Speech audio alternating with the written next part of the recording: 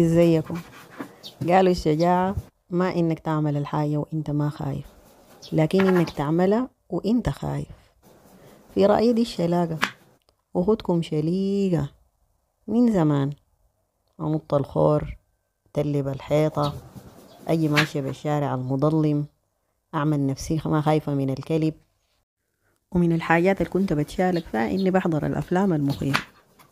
أها يوم كده ده شفت لي فيلم أسترالي عن سفاح يصطاد الناس من الهاي واي ويشيلوا لمزرعة بتاعته يمارس فيهم كل أنواع التعذيب، لدرجة إنه بيدقك في الحيطة بمسامير ويقطعك حتة حتة وإنت حي.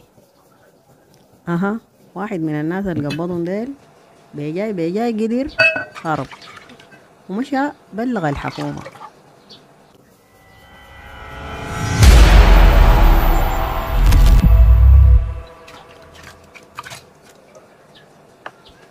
أنا الفيلم كله أصبر في نفسي إنه القاتل ده حيتقبض وهابي اند. أها الزول الشرد ده ما عرف يحدد للحكومة مكان المزرعة، وما قدروا يقبضوا الزول القاتل ده. أها قلت يا بنتي يا وجدان اطمني اطمني، ده مجرد فيلم وسيناريو وفبركة وكده يعني.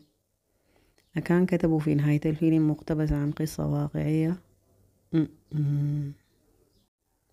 المهم يا اخواننا، عدسي ده خطير خطير خطير خطير تخلي للشيء، ولو وصلت معانا لغاية هنا معناه انت زولنا او حتبقى زولنا. فاعمل لنا لايك وشير وكومنت.